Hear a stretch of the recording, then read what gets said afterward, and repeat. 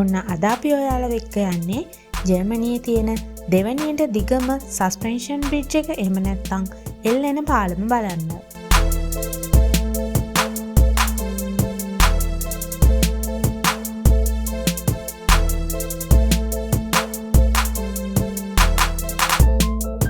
මේ එල්ලෙන පාලමට සමාන්තරව රබ්බෝඩ ගඟ මත ඉදි කරලා තියෙන වේල්ලත් ඈතින් පේන හාස් කඳුකරයත් එක්ක මෙතන හරිම අපූර්ව දර්ශනයක් තමයි තියෙන්නේ.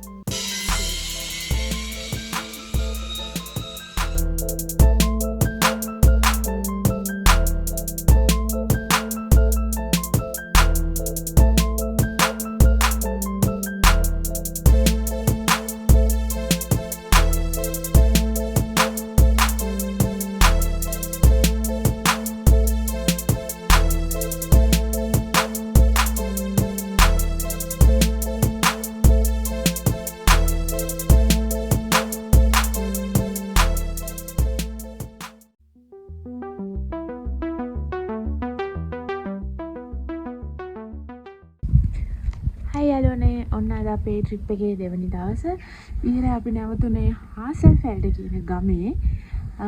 දැන් අපි එතන ඉඳලා අද දවසේ ඇවිදින්න යන ලෑස්ති.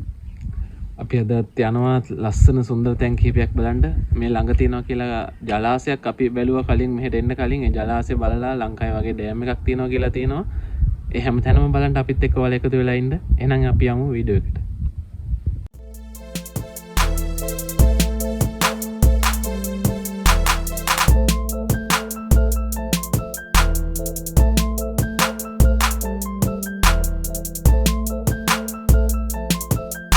මේ තමයි අපි නැවතිලා හිටපු ලොකේෂන් එක.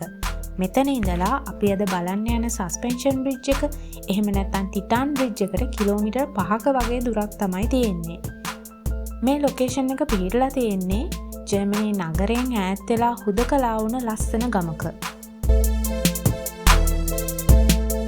ඔයාලටත් මේ අපි නැවතුන තැන ලොකේෂන් එකේ විස්තර දැනගන්න ඕන නම් ඒ විස්තර පහලින් ඩිස්ක්‍රිප්ෂන් එකේ දාලා තියෙනවා.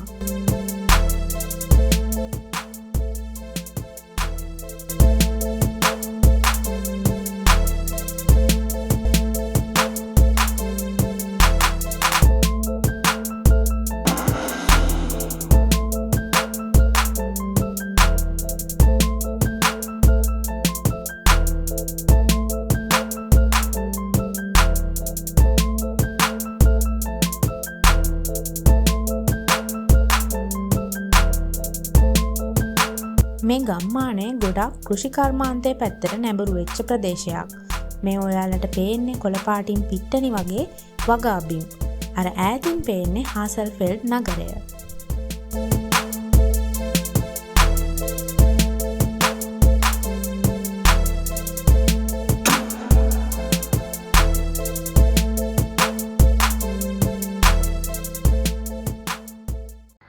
හයි යාළුවනේ අපිට පොඩි අකරතැබ්බයක් වුණා. කියන්නකෝ බලන්න. අපිට උදේ අද පිටත් වෙන්න තිබ්බ බස් එක අපි හිටපු තැන ළඟින් 9:05ට උදේ අපිට බස් එක මිස් වුණා.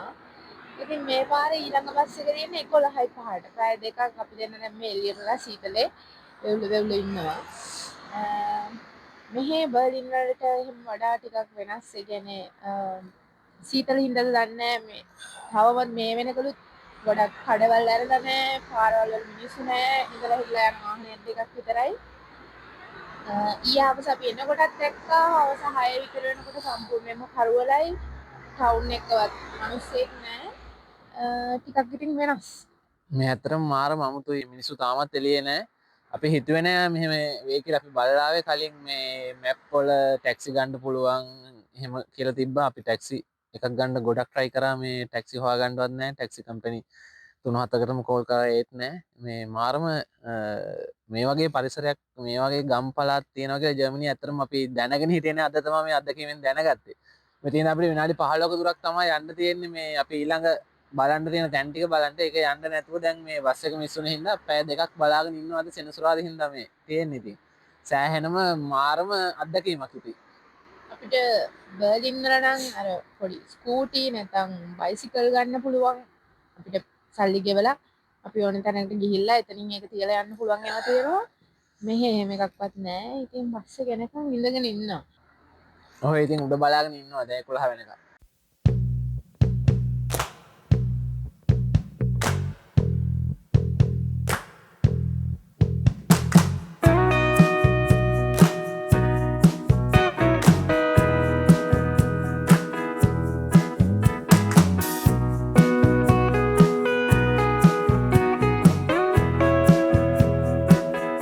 මේ ටිටාන් බ්‍රිජ් එකට ඇතුල් වෙන්න අපි එන්ට්‍රන්ස් ටිකට් එකක් ගන්න ඕනේ. මෙතන මේ බ්‍රිජ් එකට අමතරව තවත් ඉවෙන්ට්ස් කීපයක්ම තියෙනවා. අපිට පුළුවන් අපි යන්න කැමති ඉවෙන්ට්ස් වලට අදාළව කම්බිනේෂන් ටිකට්ස් විදිහට මෙතනින් ටිකට්ස් ගන්න.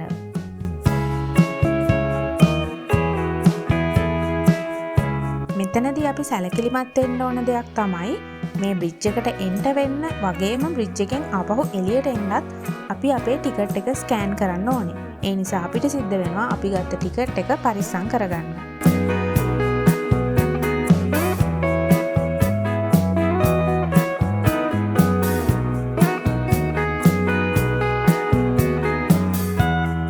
හාස් කඳු පන්ති අතරින් ගලා බහින රබ්බොඩ කියන ගඟට ඉහළින් තමයි මේ ටිටාන් බ්‍රිජ් එක ඉදි කරලා තියෙන්නේ.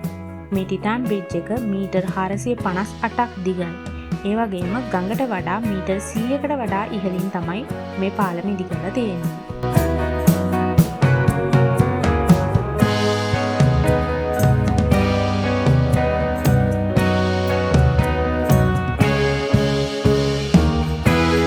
දෙදස් 17 වර්ෂයේදී සංචාරකයන් සඳහා විවෘත කරන ලද මේ සස්පෙන්ෂන් බ්‍රිජ් එක 2023 වර්ෂය දක්වාම ජර්මනියේ තිබූ දිගම සස්පෙන්ෂන් බ්‍රිජ් එකයි. අදටත් මෙතන ජර්මනියට එන සංචාරකයන් අතර බොහෝ ප්‍රසිද්ධ ට්‍රැවල් ඩෙස්ටිනේෂන් එකක්.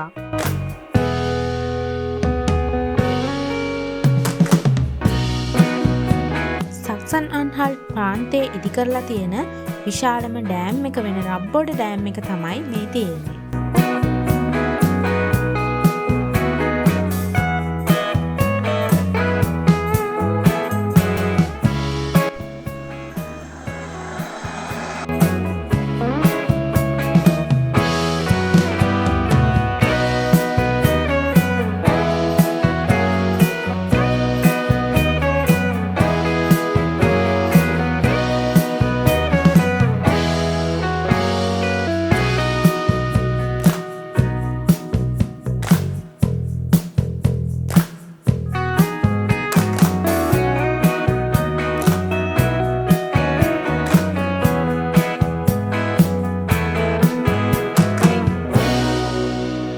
කලින් ඔයාලට කියපු විදිහේ කම්බිනේෂන් ටිකට් එකක් ඔයාලා ගත්තොත් මෙතන තියෙන ටිටාන් ටවර් එකට නගින්න පුළුවන්.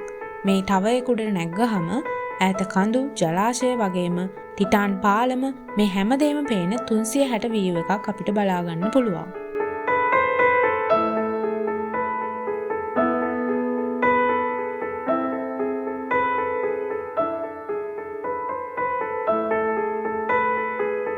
මේ තමයි මෙතන තියෙන ඉවෙන්ට්ස් වලින් ඇඩ්වෙන්චර්ම ඉවෙන්ට් එක.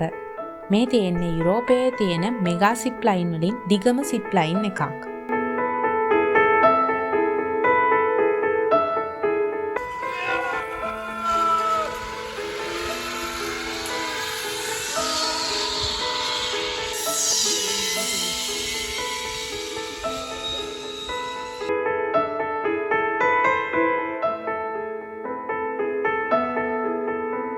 රබ්බොඩ ගඟ හරස් කරලා ඉදි කරලා තියෙන මේ රබ්බොඩ ඩෑම් එක 1950ත් 1959ත් අතර කාලයේදී තමයි ඉදි කරලා තියෙන්නේ. මේක කොන්ක්‍රීට් ග්‍රැවිටි ඩෑම් එකක්.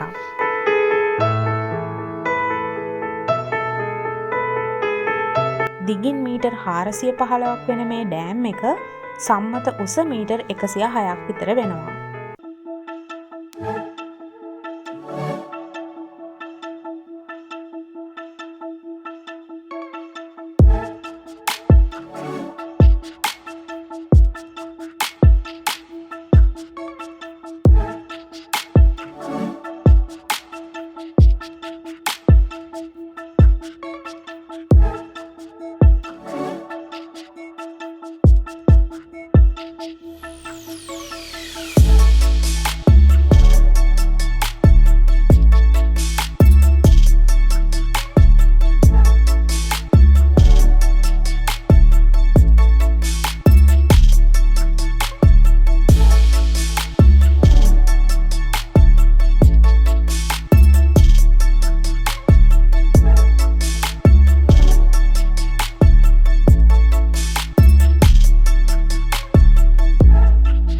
අපේ මේ වීඩියෝස් බලන ඔයාලත් හාස් ප්‍රාන්තයේ ට්‍රිප් එකක් යන්න ප්ලෑන් කරනවා නම් අනිවාර්යෙන්ම මතක තියාගන්න ඕන දෙයක් තමයි මේ ප්‍රාන්තයේ පබ්ලික් ට්‍රාන්ස්පෝර්ට් වලට Google Map එක වැඩ කරන්නේ නැහැ.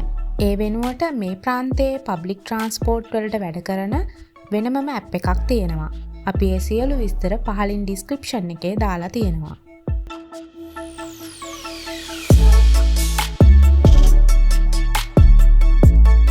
ඔන්න ඔහොම තමයි අපේ හාස් ට්‍රිප් එකේ දවස් 2 ඉවර වුණේ. මේ වගේ අලුත් වීඩියෝස් බලන්න දිගටම අපිත් එක්ක එකතු වෙලා ඉන්න. අපිව subscribe කරලා bell icon එකත් click කරලා තියාගන්න. ඉතින් එහෙනම් අලුත් වීඩියෝ එකකින් ආයෙත් හමු වෙනකල් හැමෝටම bye bye.